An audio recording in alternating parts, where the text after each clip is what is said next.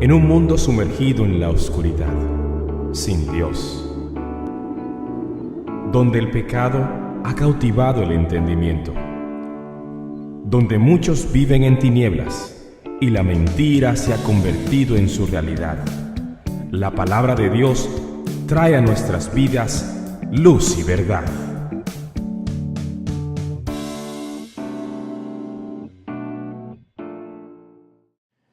El libro de los Hechos es un libro que muestra realmente todo lo que ya estuvo descrito en los evangelios, pero de una manera práctica o aplicativa.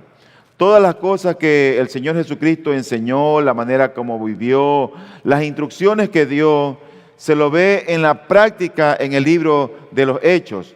En el libro de los Hechos ya no está Jesucristo, ya Él asciende en el capítulo 1 y luego viene el Espíritu Santo.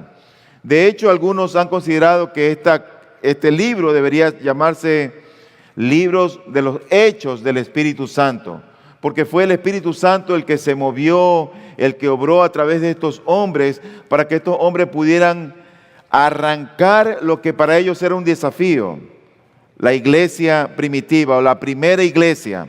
Y eso era un desafío porque primero Cristo no estaba, no tenían mayores instrucciones más que lo que habían visto de Cristo. Pero el Espíritu Santo empezó a obrar en sus corazones, a traer revelaciones, y ellos empezaron a plasmar estas cartas, todo esto que le dio, y es donde tenemos nosotros también las epístolas y las cartas que los apóstoles escribieron. En el libro de los Hechos hay 2 capítulos que para la iglesia deberíamos siempre recordarlos con regularidad. Uno de ellos es el libro de Hechos, el capítulo 6, el que esta mañana vamos a estudiar, y el otro es el capítulo número 20. En ambos está hablando de las funciones de los pastores, los que ellos hacían, cómo debían conducirse y sobre todo sobre su tarea principal. Son de esos pasajes que nosotros cuando lo leemos nos hace aterrizar para saber dónde los pastores y también la iglesia debemos de estar. Porque estos pasajes tratan sobre todo de conflictos y también de la manera en cómo estos conflictos tenían que resolverse. Aquí se muestra un entendimiento claro de la función de un pastor en una iglesia, que es uno de los 2 oficios que en toda iglesia de sana doctrina exalta el nombre del Señor. El otro oficio es el oficio de diácono. Y cada vez que aparece esa palabra en las Escrituras, la palabra diácono, es una palabra que está ligada a los pastores. Tú vas a Filipenses capítulo 1, versículo 1 y encuentras allí Pablo dando un saludo a la iglesia de Filipos y dice con todos los oficiales, con los obispos y diáconos. Vas a 1 Timoteo capítulo 3 y tú vas a encontrar ahí la descripción y las cualificaciones que hay acerca de los pastores y también de los diáconos. Tú vas a Tito capítulo 1 y encuentras lo mismo. Y siempre está ligado eso de los pastores con los diáconos. Y los diáconos han sido y son una necesidad para aliviar el trabajo pastoral, para aliviar el trabajo del pastor. Al mismo tiempo que estos diáconos se encargan de proporcionar un cuidado o un bienestar, pero ya oficial y responsable para el beneficio de los creyentes. Nosotros vemos que hubo al inicio de la iglesia necesidad. ¿Y por qué hubo esta necesidad? Bueno, recuerden que recientemente había pasado el sermón del apóstol Pedro. Pedro predica y la gente queda impactada con la palabra de Dios. Se dan cuenta de su condición, se dan cuenta de su pecado, se dan cuenta que vivir la vida separado de Dios no tiene sentido. Y dice la Biblia que después del sermón de Pedro, como 3,000 personas se añadieron a la iglesia en Jerusalén. Ahora bien, habían más cristianos. Hay algunos eruditos que creen que la iglesia en Jerusalén tenía aproximadamente 5,000 miembros. El día de hoy sería una mega iglesia. Pero así como crece la membresía o nuevos cristianos se añaden a la iglesia, también vienen las necesidades y las situaciones difíciles que hay que resolver. Y esa no era la excepción. Crecieron los cristianos, la iglesia creció y había necesidad de ayudar a los pobres, a las viudas, a los necesitados. ¿Quiénes estaban a cargo de la iglesia? ¿A quiénes el Señor había dejado a cargo de la iglesia? A los apóstoles. Entonces los judíos de habla griega, que eran conocidos como los helenistas, se quejan contra los judíos de habla aramea, que eran los nativos en Jerusalén. Y se quejan en el sentido de que sus viudas, la viuda de estos judíos griegos, estos helenistas, que habían venido de otras ciudades a adorar en el templo, a adorar al Señor, a la fiesta en Pentecostés, se convierten y ya no regresan a sus casas, sino que se quedan en Jerusalén. Muchos venían en esa época, en esa fiesta, a adorar y se reunieron allí. El Señor los convierte y no retornan a sus ciudades, no retornan a sus casas, se quedan allí. La iglesia crece y surgen las necesidades de las viudas y de los pobres. Así que estos judíos, ¿contra quién arremeten? Contra los líderes de la iglesia, que eran los apóstoles. Pero los apóstoles ven una situación que era complicada realmente. Y mi primer punto en esta mañana es tratar de demostrar por las Escrituras cuál es la prioridad de los hombres de Dios. Cuando hablo de los hombres de Dios, estoy hablando en este caso de los apóstoles, que sería lo mismo ahora decir los pastores, no en significado, pero por la función que hacemos ahora. Ahora bien, había una necesidad que los apóstoles la ven en un sentido negativo y también la expresan en un sentido positivo.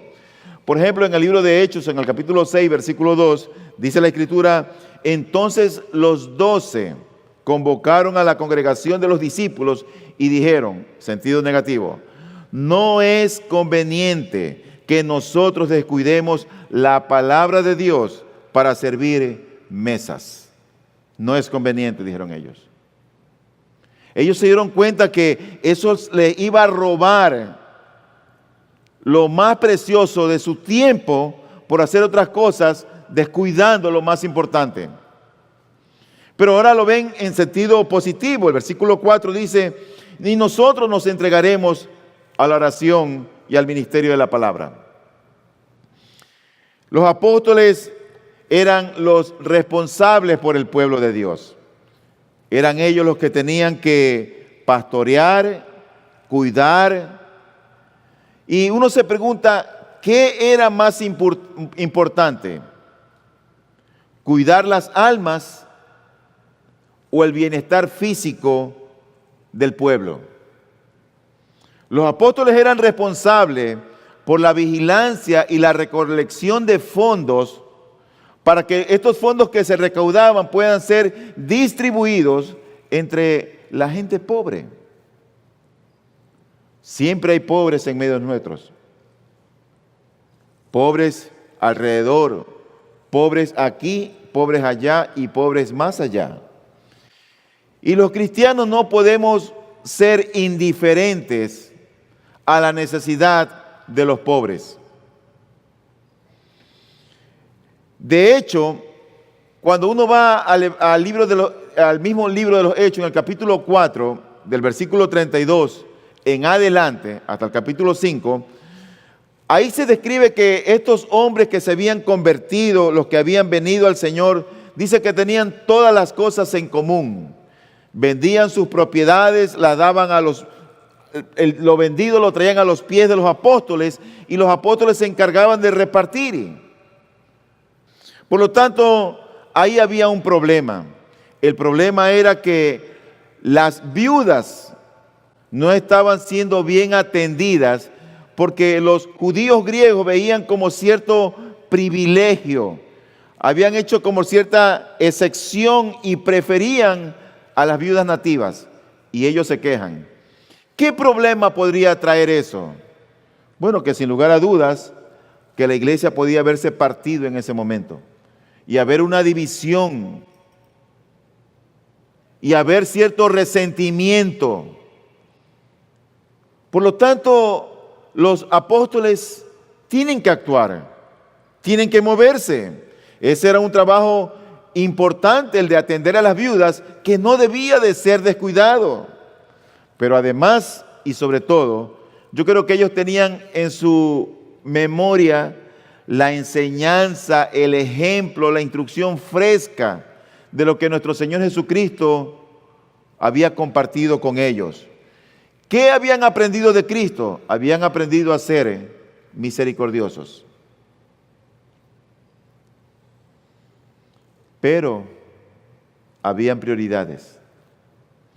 Y yo creo que a veces nosotros tenemos esos problemas cuando no sabemos colocar nuestras prioridades en el lugar que corresponden.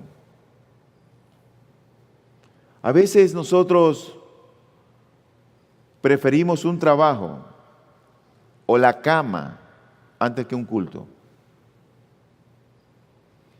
A veces preferimos nosotros un placer y una diversión antes que venir y oír la palabra del Señor. Los apóstoles pudieron muy bien dedicarse a ser misericordiosos y ayudar a las viudas, ayudar a los huérfanos, a los pobres, y eso no iba a ser mal visto. Pero no era la prioridad de ellos. No era la prioridad de ellos. Ellos dijeron, no es conveniente que nosotros descuidemos la palabra de Dios para servir a las mesas. No es conveniente. Esa palabra conveniente, la Reina Valera lo traduce como no es justo. Es una palabra griega que significa arestos. También quiere decir no es agradable. No es agradable que nosotros dejemos la palabra de Dios para servir a las mesas.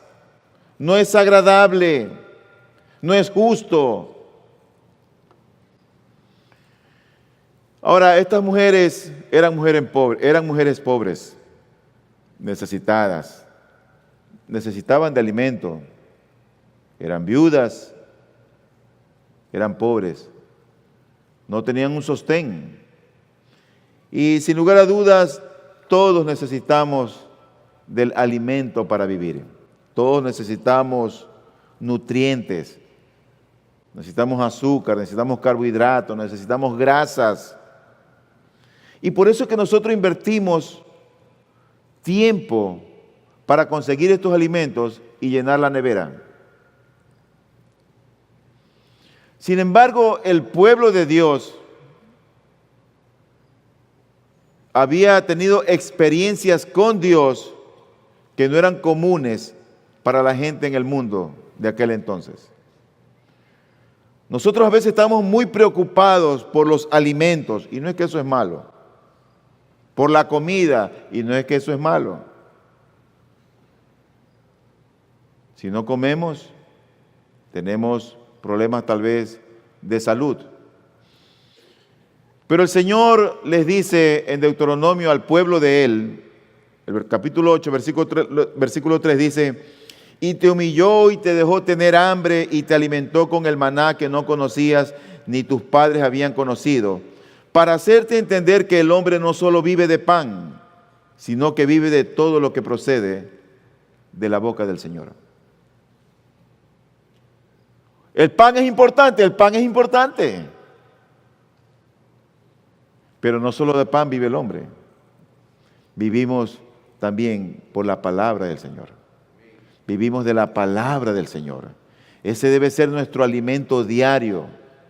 Así como el alimento sostiene nuestro cuerpo, la palabra del Señor debe sostener nuestras almas. Ellos tenían allí un problema. Yo me pregunto, ¿pueden vivir las personas sin la palabra de Dios? ¿Pueden vivir? Vivir no, existir sí. ¿Puede un cristiano vivir sin la palabra de Dios? No, ese sí no puede vivir sin la palabra de Dios. El cristiano no puede vivir sin la palabra de Dios. Por eso es que el Señor Jesucristo dijo en Juan, trabajad no por el alimento que perece, sino por el alimento que permanece para vida eterna, el cual el Hijo del Hombre os dará. Porque a este es a quien el Padre Dios ha marcado con su sello. Mira, querido hermano en la fe, óyeme bien esto, amigo. Sin la palabra del Señor no hay crecimiento en la fe. La Biblia dice, así que la fe viene por el oír y el oír por la palabra de Dios. Cada vez que tú vienes a estas reuniones, tú te estás exponiendo a la palabra del Señor. Y así es como crece la fe. La fe viene por el oír y el oír por la palabra de Dios. Por lo tanto, quien más se expone a la palabra del Señor está en una mejor condición o lleva la delantera. Ahora, estos apóstoles tenían un claro enfoque de las prioridades apropiadas. Dicen ellos, y nosotros nos entregaremos, el versículo 4 de Hechos 6, a la oración y al ministerio de la palabra. Qué claridad que ellos tenían. Dicen ellos, no es conveniente, no es justo que nosotros dejemos la palabra de Dios para servir a las mesas. Dicen, nosotros más bien nos entregaremos a la oración y al ministerio de la palabra. A la oración y al ministerio de la palabra. Nos entregaremos. Esa palabra nos entregaremos quiere decir nosotros persistiremos. Y eso significa una fidelidad firme. Nosotros persistiremos. Nosotros nos entregaremos. Yo creo que los pastores al día de hoy y los apóstoles también en aquel entonces, siempre estamos cargados de muchas ocupaciones. Sobre todo en mi caso también, que yo no estoy a tiempo completo en el ministerio. Pero si no estoy atendiendo pacientes, estoy operando, si no estoy leyendo, si no estoy en consejería, si no estoy en reuniones, si no en alguna actividad, preparando sermones, visitas, etcétera, etcétera. Y hay muchas cosas que nos quitan tiempo. Oramos a Dios que en su momento el Señor levante hombres, pastores, a tiempo completo en nuestra congregación. Por lo tanto, el enfoque de ellos eran dos cosas: la oración y la palabra de Él. Predicar la palabra del Señor. ¿Por qué la oración? Bueno, ellos habían aprendido del Señor Jesucristo lo que era una vida de oración. Yo debo confesar que debo ser más intenso en mi vida de oración. Todos tenemos que aumentar nuestro tiempo de oración, de tener un tiempo especial con Dios, de entrar en esa recámara, doblar nuestras rodillas, quebrantarnos, confrontarnos con el Santo Dios, invertir tiempo en la oración por nuestros cónyuges, por nuestros hijos, por nuestras familias, nuestro trabajo, por nuestra propia condición espiritual. Ellos dijeron, necesitamos dedicarnos a la oración. Esa era la prioridad de ellos, la oración. Eso lo habían aprendido de Cristo. En el Evangelio de Marcos, en el capítulo 1, el versículo 35, dice lo siguiente: levantándose muy de mañana, cuando todavía estaba oscuro, salió y se fue a un lugar solitario y allí oraba. Está hablando de Cristo. Y Simón y sus compañeros salieron a buscarle. Le encontraron y le dijeron: todos te buscan. Y él les dijo: vamos a otro lugar, a los pueblos vecinos, para que prediquen también allí, porque para eso he salido. Y fue por toda Galilea predicando en sus sinagogas y expulsando demonios. Él sale a predicar, él sale a sanar, pero antes estaba orando. Hudson Taylor, aquel misionero que estuvo para el interior de la China, él dijo lo siguiente acerca de la oración: no se ocupen tanto con la obra de Cristo o con cualquier otra cosa que les deje sin suficientes fuerzas para orar.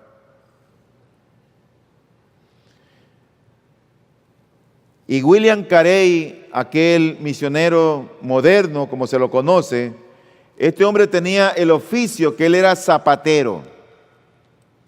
Y este hombre dijo: mi ocupación real es la oración. Remendar zapatos es secundario, me ayudan a pagar mis gastos. Así que estos hombres, la prioridad de ellos era estar en la presencia del Señor. Pero por otro lado también era predicar la palabra del Señor. Y nosotros nos dedicaremos a la oración y a la palabra de Dios. Ellos habían aprendido la preeminencia de la palabra de Cristo. En Marcos capítulo 3, versículo 14 dice: y designó a 12 para que estuvieran con él y para enviarlos a predicar.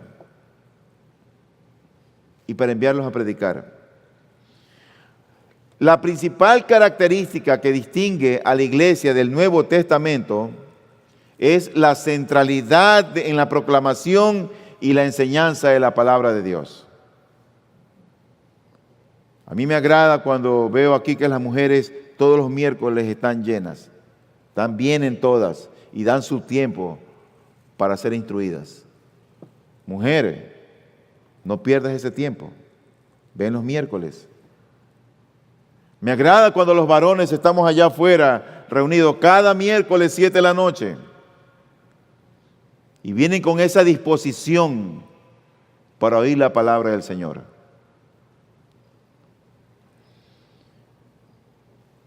Quiera Dios que nosotros podamos tener la actitud que tuvo el profeta Samuel. Samuel dijo: y en cuanto a mí, lejos esté de mí que peque contra el Señor, cesando de orar por vosotros. Antes bien, os instruiré en el camino bueno y recto. Así que mi primer punto era ver esta necesidad que había en la iglesia primitiva y también poner cuál era la prioridad que determinaron o tomaron los apóstoles.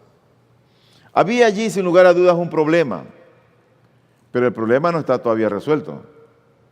¿Cómo ellos resolvían el problema? Las viudas estaban siendo mal atendidas. Había mucha gente. Si ellos se dedicaban a ese tiempo, no iban a tener tiempo para orar. Si ellos se dedicaban a atenderlas, no iban a tener tiempo para predicar. Mira lo que dice el versículo 1. Dice allí: por aquellos días, al multiplicarse el número de los discípulos, surgió una queja de parte de los judíos helenistas en contra de los judíos nativos, porque sus viudas eran desatendidas en la distribución diaria de los alimentos. Entonces ahí está el problema. Ahora el versículo 3 nos dice: por tanto, hermanos, escoged de entre vosotros 7 hombres de buena reputación, llenos del Espíritu Santo y de sabiduría, a quienes podamos encargar esta tarea. Los apóstoles se ven abrumados con estas mujeres que no estaban siendo bien atendidas. Los judíos griegos se van hacia ellos y reclaman. Me imagino se reunieron ellos, pensaron, oraron, pidieron dirección al Señor y toman la decisión. Y dicen a toda la congregación y le dicen: escojan ustedes entre vosotros a 7 hombres para que nosotros les encarguemos este asunto. Pero esos hombres que iban a ser elegidos, primero que eran personas conocidas por la congregación, no eran desconocidos, y debían de tener ciertas características, ciertos requisitos. No eran hombres perfectos, pero tenían que tener ciertas características ellos. Y la Escritura nos dice que tenían que ser de buena reputación. Qué importante es tener una buena reputación.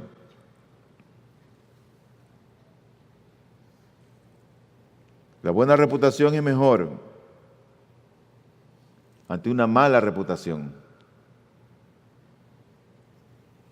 Pero otra característica es que tenían que ser llenos de Dios, llenos del Espíritu Santo. Y también tenían que tener sabiduría para poderse conducir en la vida. Ahora, ellos tenían este problema, pero nosotros tenemos que ver un poquito el antecedente al capítulo 6 del libro de los Hechos. En Hechos capítulo 2, versículos 44 y 45 dice: todos los que habían creído estaban juntos y tenían todas las cosas en común. Y oiga esto: y vendían todas sus propiedades y sus bienes y lo compartían con todos según la necesidad de cada uno. Habían necesidades y todos se reunían, vendían sus propiedades, ayudaban al necesitado, ayudaban al pobre, compartían unos con otros. Esa era la característica en el capítulo 2. Cuando llegamos al capítulo 4, al versículo 32, dice la Biblia: la congregación de los que creyeron era de un corazón y un alma, y ninguno decía ser suyo lo que poseía, sino que todas las cosas eran de propiedad común. Versículos 34 y 35. No había pues ningún necesitado entre ellos, porque todos los que poseían tierras o casas las vendían, traían el precio de lo vendido y los depositaban a los pies de los apóstoles, y se distribuía a cada uno según su necesidad. Tú ves que todo lo que vendían recaía sobre los apóstoles. Ellos eran los líderes, eran las cabezas. Ellos estaban al tanto del cuidado de las ovejas. Entonces llegamos al capítulo 6, al versículo 1. Y es cuando empieza a estallar el crecimiento de la iglesia. Y se torna ya inmanejable el poder cuidar de las viudas, de los pobres. Se torna ya difícil. Pero ellos habían aprendido de Cristo a ser misericordiosos, a ser generosos, a ser dadivosos. Algo que yo creo que a veces nos falta a nosotros. Nos falta. En Lucas, en el capítulo 12, versículo 15, dice el Señor: estad atentos y guardaos de toda forma de avaricia, porque aun cuando alguien tenga abundancia, su vida no consiste en sus bienes. Su vida no consiste en sus bienes. A este mundo venimos desnudos y desnudos nos vamos. Nada nos llevamos. Por tanto, lo que tenemos, tengamos el entendimiento de entender que no es nuestro. Dios nos lo ha dado para que lo administremos, para que lo disfrutemos, para que podamos compartir. Para eso Dios nos ha dado las cosas. Cuidado con decir mi carro, mi casa, mi. Porque es una manera a veces de demostrar la codicia oculta en el corazón. Y una de las maneras de poder combatir ese pecado es practicando la generosidad. Es dar sin esperar nada a cambio. Estos hombres tenían que ser ministros de la palabra y de obra. Ellos tenían que ser y tenían que poner en práctica, por un lado, la palabra y también la obra. Los apóstoles asumieron con toda responsabilidad el problema. No lo rehuyeron, no se escondieron, no le dieron la espalda al problema, lo enfrentaron. Como todo cristiano debe hacer, enfrentar sus problemas, no rehuirlos, no esconderlos, no taparlos. Los oficiales en Jerusalén, en aquel tiempo, eran los apóstoles y estos 7 que la iglesia eligió. Esos eran los oficiales en Jerusalén en aquel entonces. ¿Y eso qué significaba? Palabra y obra. Palabra y obra. Los apóstoles y los 7. Los apóstoles se iban a dedicar al ministerio de la palabra y los diáconos a hacer la obra. La obra en bien de la gente necesitada. De hecho, Romanos 15, 18 y en Colosenses también lo dice, pero leamos solamente Romanos. Dice, porque no me atreveré a hablar de nada sino de lo que Cristo ha hecho por medio de mí para la obediencia de los gentiles. Oiga, en palabra y en obra. Nuestra iglesia, mis hermanos amados, no puede ser una iglesia solamente de palabra y palabra y palabra. También tenemos que poner por obra esa palabra que predicamos y creemos. No solamente es palabra. Tenemos que aplicar la palabra a nuestro diario vivir. Así que estos hombres, la multitud o la congregación o los discípulos eligen a 7 de ellos.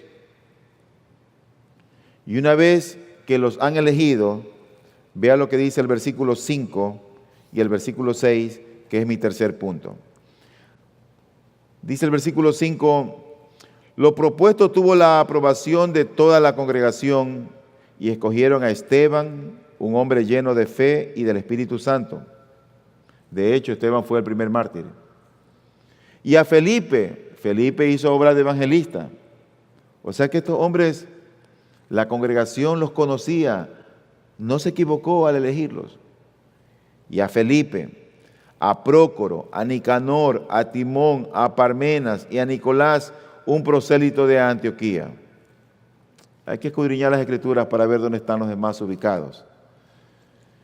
Pero dice luego el versículo número 6, a los cuales presentaron ante los apóstoles y después de orar pusieron sus manos sobre ellos.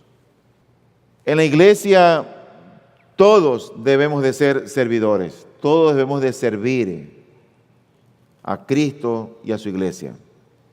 Todo buen creyente debe tener eso en mente, de ser un servidor. Pero otra cosa es ser un servidor oficial o un sirviente oficial. Y eso eran los diáconos. Oficialmente los reconocieron como aquellos que se iban a encargar de atender las mesas, de servir a las mesas, de ayudar a las viudas, de repartir los alimentos cada día, cada día. Así que cuando son elegidos estos hombres, dice la Biblia que los presentan a los apóstoles, oran por ellos y luego les imponen las manos. ¿Por qué les impusieron las manos? Bueno, la imposición de mano era una declaración casi realmente oficial de reconocer un oficio a lo grande.